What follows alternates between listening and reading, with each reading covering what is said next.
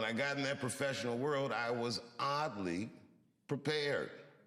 I had a sense of professionalism. I showed up on time. I did the things that I learned in school to do, just the basics. But my career didn't have any direction because I was still so young. And that didn't change for many years. It didn't change until my girlfriend at the time, now my wife, told me she was pregnant. And I was like, you know what? I should really start taking this seriously.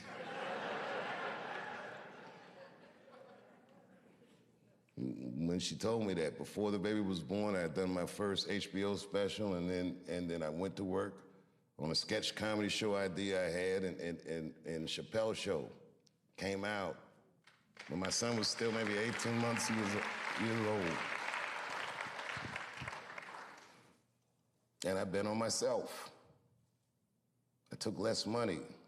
I remember that, so I could do what I wanted to do. I said, you don't have to pay me that much, but you can't ever tell me that I can't do what I want to do. I did the first season, I'll tell you, for $300,000. Which sounds like a lot of money, but.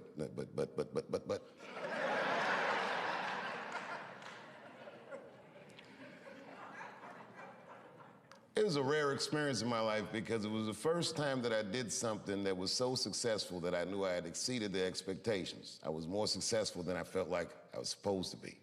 They didn't plan on that. The second season came out and it was a juggernaut, and then I remember this was the single best day of my career. The Rick James episode of Chappelle Show had come out.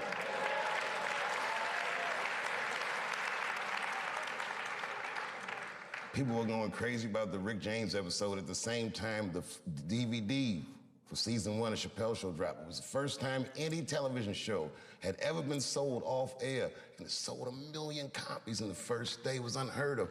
To this day, nothing has sold more than Chappelle Show. It's still on the top 10 in Netflix.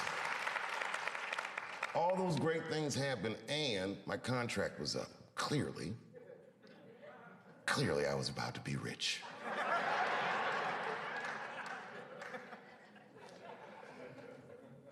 I'll spare you all the details of why it didn't work out.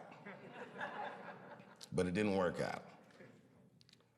And I ended up doing something that no one had ever seen before, including myself. Maybe Prince is the only other guy that I've seen do this, where he just quit something that was popular when you're at the very top of it.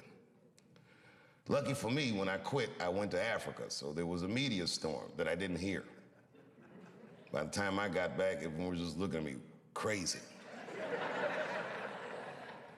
That was a very difficult decision to make. The entire world told me I was crazy, but I was sure I was being true to myself and to something that I learned at Ellington.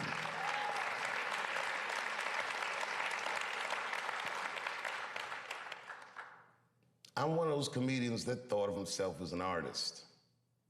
I was enamored by what the genre could do. It was like the pictures that I could paint with words and the way I could engage with audiences. I understood as it was happening. I was very lucky to be able to do this. And I protected that. And I knew that if I took the money, they would expect me to behave differently. And I wasn't willing to accept that. So I quit. And when I quit, it was a very difficult time in my life that I'll spare you the details, but man, fuck show business. It was tough.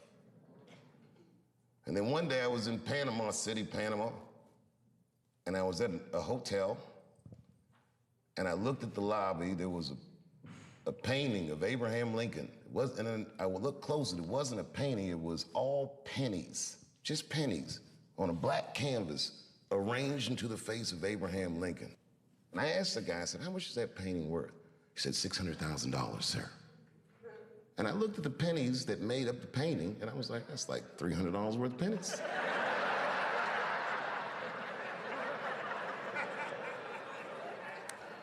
A light bulb went in my head.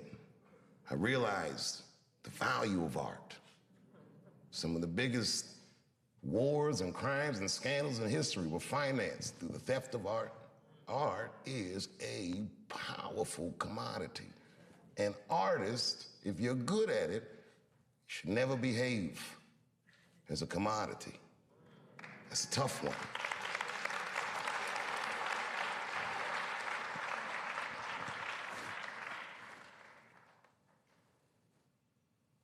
And then I gave up. I said, this is probably it. I accepted the fact that the career I thought I was gonna have was over, but I started to rediscover just my art for its own sake. I would go to comedy clubs, and I worked for way less money than I ever had, and I enjoyed it more than any of the work I ever did. It was probably the best work I'll ever do, because it was so honest.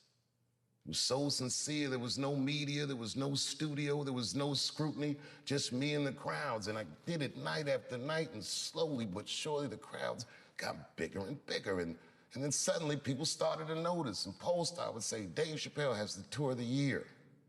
And again, and then the year after that, and then the year after that. And then Lorne Michaels asked me to do Saturday Night Live. And it wasn't just like he asked me, he was courting me. I didn't even know it. He gave me this whole long speech. I was like, all right. And then I read some book about Lorne Michaels starting Saturday Night Live, and I read the speech that he gave Richard Pryor when he wanted him to host the show, and I said, holy shit, that's the same shit he said to me. And I did it. And that was an enormous amount of pressure. It had been 12 years since I had been on television, or since I had even talked to the media. And I remember I signed my Netflix contract on my way to my mark for the monologue. If you do live television, they count down every second. 30 seconds. Are you sure this contract is good? It's good, just sign the paper, it's good. 22 seconds. Oh, nigga, you better not be tricking me. 10, 9, 8, 7, 6, 5, 4, 3, 2, 1. I walked out on that stage and I killed it. It was natural. It was nothing. It was easy work. Got an Emmy for that one too. First Emmy I won. And when I walked on the stage, after being in the cold for so long, for the first time when I walked on the stage, I'm like, damn, nigga, I just made $60 million. That's what I thought to myself. It's been great ever since.